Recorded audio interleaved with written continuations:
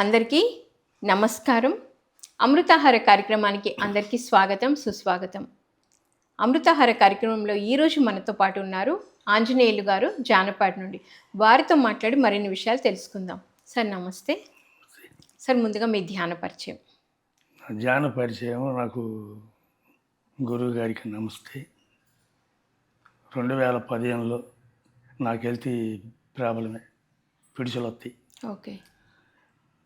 పిడుసుల problem వల్ల 40 సంవత్సరాలు ఆంజనేయ స్వామి పూజ చేసిన, దొరకల, ఏం దొరకల, సమాధానం దొరకలే.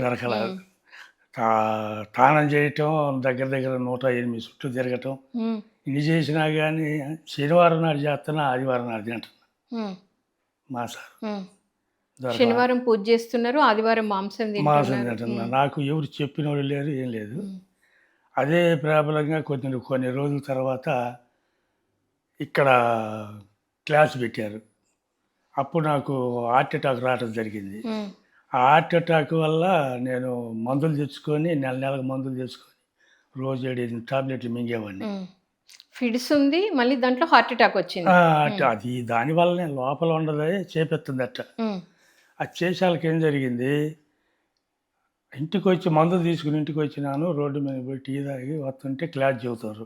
క్లాస్ కాడ కూకున్నా. అంటే మీకు అక్కడ క్లాస్ ఉంది అని ఎలా తెలిసింది? తెలుసు, మన ఇంటికి ఆనేలే, మీ ఇంటి దగ్గర.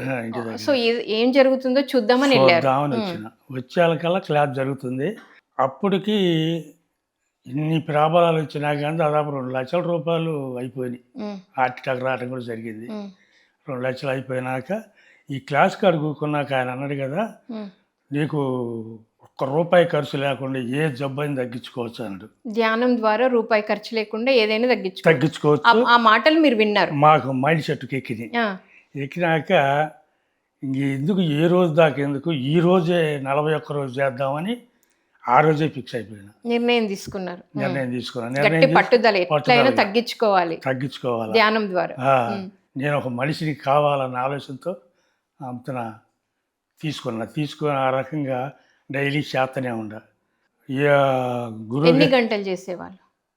అప్పుడు ఫస్ట్లో చేసింది గంటన్నర కంటే ఎక్కువ చేయలే. ఆ చేస్తుండేటప్పటికల్లా నేను ధ్యానంలోకి వచ్చిన 7 రోజులకే మానస వారంలో గురువు గారి పుట్టినరోజు జరుగుతుంది. పుట్టినరోజుకి మా గురునాథం, ఆశ్రమం కట్టిన గురునాథం మా గురువు అయిపోయింది. ఇప్పుడు ఆయన ఏం చేసిండు, నన్ను వెనకిడిది పెట్టుకొని అక్కడికి తీసుకెళ్ళిండు. గురువు గారి దగ్గరికి తీసుకెళ్ళిండు. తీసుకెళ్తే 2000-3000 మంది జనంలో కూడా ఆయన చాక్లెట్లు పంచుతుంటే నేను చేయి జాబితే ఒక చాక్లెట్ ఇచ్చాడు, నాకు ఇచ్చాడు.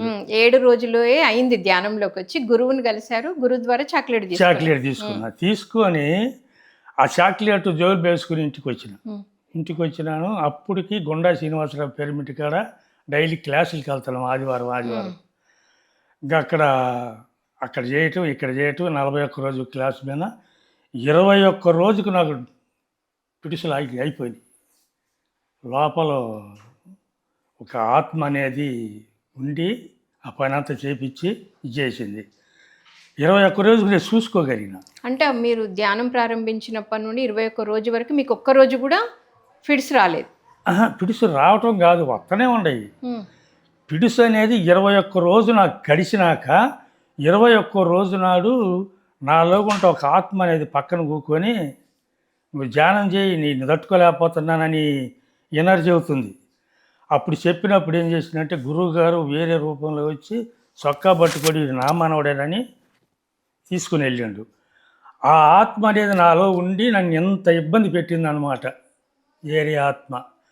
అది పోయింది. ఆ పోయినాక అప్పటికి 4 రోజులకు మందులు తెచ్చుకొని డాక్టర్ కాడ పెట్టుండ. పొద్దున్నే ఇంకా నాకు ఎమ్మటే మెలకు వచ్చింది. నాకు 40 సంవత్సరాల నుంచి ఏది ఇచ్చింది ఈ రోజుతో పక్కకు పోయింది అని డాక్టర్ కాడికి పోయి, ఇట్లా సండే డాక్టర్ గారు, ఈ మందులతో కూడా నాకు అవసరం లేదు, ఈ రోజుతో నా పని సాల్వ్ అయింది, ఇంకా నేను అవసరం లేదు, ఈ మందులు అవసరమైతే తీసుకుంటా, లేదు ఇంకా ఆ మంతున ఆ రోజు సాల్వ్ అయిపోయింది.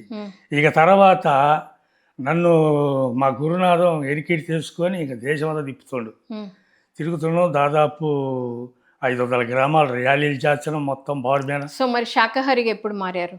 ఇది శాకాహారానికి ఆ రోజే ధ్యానం ఏ రోజు చేద్దాం అనుకున్నారో ఆ రోజే శాకాహారి. ఏ రోజు ధ్యానంలోకి వచ్చినో ఆ రోజునే మొత్తం బంద్, కంప్లీట్ బంద్. ఓకే.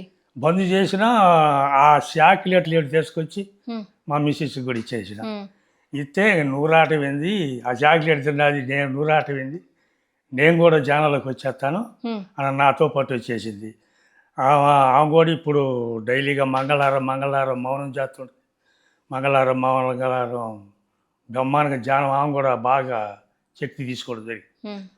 అదే రకంగా నేను ఓలబెన్ ఇప్పుడు తిరుగుతున్నాను. హార్ట్ అటాక్ అంతా తగ్గిపోయింది. అన్నీ ఇప్పుడు తగ్గిపోయినాయి. ఏ ప్రాబ్లం ఏ లేదు. ప్రాబ్లం లేదు, మందులు లేవు. మీ వ్యవసాయం పనులు అన్ని చక్కగా అన్ని పనులు చేస్తా, ఉమ్, అన్ని పొలం పనులు కానీ ముఠా పనులు కానీ అన్ని పనులు చేస్తా. ఉమ్, అయితే ఒక రోజున ఈ ధ్యాన జగత్తుకు గట్టమంటారు. ఉమ్, ధ్యాన జగత్తుకు గట్టమంటుంటే మరి ధ్యాన జగత్తుకు గట్టి నాకు చదివే లేదా అని నేనేం చేయాలని ఆలోచించుకొని గురువుగారు నీదే ఇది అన్నాను.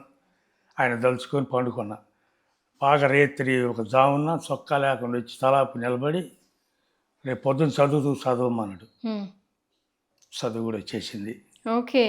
అస్సలు నా పేరు అనేది నేను రాయలేను ఇంజలి, కానీ పుస్తకంలో ఏ పుస్తకమైనా దాంట్లో చదవగలుగుతా. ఓకే. చదువు కూడా వచ్చేసింది. వచ్చేసింది. ఒక రోజున నెల్లూరు ఆయన పుట్టినరోజు నెల్లూరులో చేస్తాను. బుచ్చిరెడ్డిపాలెం అని మాకు ఆ రోజు అక్కడ ఇట్లాంటి సంగతి, ఈ ఊరిని మీరే కట్టుబట్టాలని చెప్పి పట్టుబడితే అప్పుడు 60-70 మంది వచ్చేవాళ్ళు. ఉమ్, నేను గురునాథ్ ఇద్దరం పోయి కారు పెట్టి తిప్పితే దాదాపు 450 మందిని తయారు చేసిన వాడు ఈ వారం రోజుల్లో. అక్కడ మీరు ధ్యానము శాకాహారం గురించి చెప్పారు. ఒక ర్యాలీ జరిగితే తిరిగిన బజార్ శాకాహార ర్యాలీ చేశారు. ఇద్దరు ఓకే. సో ర్యాలీలలో మీరు ఏం స్లోగన్స్ చెప్పేవాళ్ళు శాకాహారం గురించి? వాళ్ళు చెప్పే శాఖ వాళ్ళు చెప్తుంటారు, ఉమ్, వాళ్ళమ్మట మేము పలుకుతుంటాం, కానీ మనగా డైరెక్ట్గా నేను చెప్పలేదు. ఓకే. వాళ్ళు చెప్తుంటే పలికేవాళ్ళు. పలికేవాళ్ళు. సో మరి మీరు అంతకుముందు మాంసం తిన్నారు కదా, శాకాహారంలోకి వచ్చిన తర్వాత మీలో ఎలా ప్రవర్తనలో ఎలాంటి మార్పులు ఉన్నాయి? మొత్తం మార్పు వచ్చేసింది. ఉమ్, కనీసం ఒంటి మీద కుట్టే క్షేమను కూడా నేను చంపను. ఉమ్, అన్నీ అద్భుతంగా ఏదైనా సరే జీవహత్య అనేది మటుకు ఇప్పుడు ఈ 10 సంవత్సరాల నుంచి మాట్లాడే పని లేదు. 10 సంవత్సరాలు అయింది మీరు శాకాహారంలోకి వచ్చి. సో మరి జీవహింస చేయడం వల్ల పాపం చుట్టుకుంటుందా? పాపమే. ఉమ్, పాపం నేను చూస్తున్నా కదా. ఈయన అక్కడ నెల్లూరులో ఏం జరిగింది, మేము బుచ్చిరెడ్డిపాలెంలో కారు ఉంది. గురువుగారు ఇక్కడ కొత్త నాడు మీరిద్దరు కూడా భోజనానికి ఇక్కడికి రండి అని అన్నాడు. అనగానే నేను పోయినాం, కేర్ సెంటర్కి పోయినాము, తానం చేసినాము, అడిగి పోయాను. అడిగి పోయి వాళ్ళకి రాలి ఆయన. మేము పోయినాక వచ్చినాక అందరికి సెకండ్ ఎత్తండు, నాకు ఇలా. నేను కేర్ సెంటర్కి వచ్చి మా గురునాథం చెప్పిన, ఇవాళ ఏందో గురువుగారు నాకు సెకండ్ కూడా ఇవ్వలేదు, ఏదో ఉంది చూసి ఉన్నాలో ఏదో అని అనుకునే వాళ్ళకి ఏం చేసినట్టే సరే పలికినప్పుడు పలుకుదా అనే పని. నేను ఆ రోజు పనుకున్నా. తెల్లారుజా 4 ఫోన్ రానే వచ్చి ఫోన్ వస్తే పోయిన ఇద్దరం పోయినాక నేను పోయాక 2-3 సేవ చేస్తారు, మేమిద్దరం కూడా సేవ చేస్తాను. ఆంగిలేదు సేవ చేస్తా ఇంకా అంతనా ఇట్ట సంగతి అని అనుకుని తెల్లారుజా 4 మెలకు వచ్చి ఫోన్ వచ్చింది. ఇంకా ఆడికి వెళ్ళిపోయాను. ఆడికి వెళ్ళిపోయాక 3 సేవ చేస్తారు, మేమిద్దరం కూడా సేవ చేస్తా కూకున్నాం. ఖచ్చితంగా ఆయన 7ంటికి లేచిండు. 7ంటికి లేచి నా ముఖంలో పూర్తి చూసి ఎన్నాలేని ఛానల్లోకి వచ్చాను. 2015 నవంబర్ 1కి వచ్చినాను. మంచి అనుభవాలే వచ్చినాయి. నేను నా అనుభవాలు మొత్తం చెప్పిన. 3 జన్మలు కూడా చూసుకోగలిగినాను స్వామి, ఇటు జరిగింది మంచి అనుభవాలే తీసుకున్నావుగా అన్నాడు. అన్నాక తీసుకున్నానన్న 3 జన్మలు చూసుకోగలిగిన కూడా. ఇప్పుడైనా నేను కళ్ళు మూసుకుంటే నా ఒక కాంతి అగపడుతుంది, కానీ నిన్నటిది లేదు, రేపటిది లేదు. అట్టా తీసుకున్నాను. ఇట్లా జరిగినది నేను చెప్పగానే సర్లే అన్నాడు. సర్లే అన్నాక మళ్ళీ కళ్యాణ మండపంలోకి వచ్చాడు. మేము తానం చేసి కళ్యాణ మండపంలో కూకున్నాక వచ్చి ఎట్టుంది అన్నాడు. బాగుందన్న. మళ్ళీ అటు పోయి ఇటు తిరిగి వచ్చి మళ్ళీ ఎట్టుంది అన్నాడు. నెంబర్ 1గా ఉందన్న. మళ్ళీ పోయి టేజ్ ఎక్కిండు. మళ్ళీ దిగొచ్చి ఎట్లా ఉంది అన్నాడు.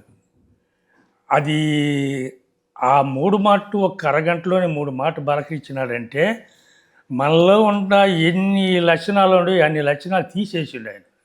నాకు తర్వాత తెలిసింది. ఆయన ఒక మనిషిని 3 మాటలు బలకిచ్చినాడంటే ఆయన మన లక్షణాలన్నీ తీసేసిండు. అదే రకంగా కేదార్నాథ్ కూడా పోయాను. కేదార్నాథ్ పోయి ఆ గుర్రాల కాడికి పోయాలకల్లా నీకు ఇవన్నీ అవసరమా, నీకు మేజోళ్ళు చెప్పులు లౌజులు నీకు అవసరమా అని నా ఎనర్జీ అవుతుంటాయి. మొత్తం తీసి గంగలేసి వేసి కాలినడకతో 18 కిలోమీటర్లు నడిచిపోయాను. రాత్రి 8కి పోయి వాళ్ళు నడవలేక. సో ధ్యానం వల్ల చక్కగా కేదార్నాథ్ నడుచుకుంటూ వెళ్ళారు. నడుచుకుంటూ వెళ్ళాను. సో మరి చివరిగా శాకాహారం గురించి మీరు ఇచ్చే మెసేజ్? శాకాహారం మంచిది, ఆరోగ్యానికి మంచిది. ఏ రోజు ఒక టాబ్లెట్ వేసుకుని అడగను. ఈరోజు బ్రహ్మాండంగా ఉండగలిగి 10 మంది జానపట్టు ఫస్ట్ అనుభవం నాదే.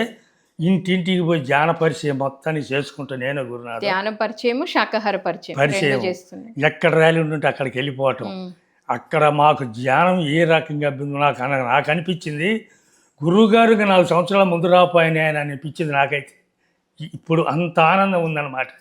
సో ధ్యానం ద్వారా ఆనందంగా ఉన్నారు, ఆరోగ్యంగా ఉన్నారు, శాకాహారులు అయ్యారు, శాకాహార ప్రచారం కూడా చేస్తున్నారు. 500 గ్రామాలు ర్యాలీ చేసిన. 500 గ్రామాలు ర్యాలీ చేశారు. రాసుకున్నారా గ్రామాలన్నీ కూడా? రాసుకోవడం అంటే మనం ఏం రాసుకుంటాం ఒకటి. సో చిన్న విషయం అయితే కాదు సార్. 500 గ్రామాల్లో శాకాహార ర్యాలీలు తీశారు అంటే ఎంతో మంది శాకాహారులుగా కూడా అయ్యి ఉంటారు. So thank you sir. అక్కడ సేవా కార్యక్రమం కూడా ఇప్పుడు పెరిమిట్ 40 సైజు పెరిమిట్ కట్టించేవాడు. మరి ఆడ మలాడితో రాళ్ళు పగలగొట్టి అన్నీ చేసి అద్భుతంగా చేసాం. మంచి అనుభవాలు, 3 జన్మలు చూసుకోవడం కానీ చేయటం కానీ మంచి అనుభవాలు వచ్చినాయి. మా మిస్సెస్ కూడా బంగారం అలా ఇప్పుడు జానాలు చేసుకుంటుంది. 60 సంవత్సరాలు వచ్చినా కానీ 20 సంవత్సరాలు అవ్వాలి పనికి అన్ని పనులు చేద్ది. మాకు అన్నీ అద్భుతమే. గురువుగారు ఇంకా 4 సంవత్సరాల ముందు రాపోయినని అని మాకు అనిపించింది అన్నమాట. సంతోషం. నమస్తే సార్. మరి ఎంతో చక్కగా ఎంతో అద్భుతంగా తెలియజేశారు శాకాహారం యొక్క ప్రాముఖ్యత, ముఖ్యంగా మీ ధ్యాన పరిచయము. మీకు అన్ని ప్రాబ్లమ్స్ ఉంటే కూడా ధ్యానం ద్వారా పట్టుదలతో మీరు ట్యాబ్లెట్స్ వేసుకోకుండా తగ్గించుకోవడం అనేది చాలా గొప్ప విషయం సార్. మరి అంతటితో ఆగిపోకుండా మరి అన్ని గ్రామాల్లో శాకాహార ర్యాలీస్ నిర్వహించడం, శాకాహారాన్ని ప్రచారం చేయడం కూడా ఎంతో అద్భుతంగా ఉంది. ఈ వయసులోనే మీరు ఇంత కష్టపడి ఇంత చేస్తున్నారు అంటే ఇంకా అందరం ఎంతో ఎక్కువ చేయాలనేది మిమ్మల్ని చూస్తే అర్థమవుతుంది. Thank you sir. Thank you so much. So విన్నారు కదండి, ఎంతో అద్భుతంగా ధ్యానం యొక్క ప్రాముఖ్యత, శాకాహారం యొక్క విశిష్టత తెలుసుకున్నాం. మరొక కార్యక్రమంలో మరొక మాస్టర్తో మళ్ళీ కలుద్దాం. Thank you so much.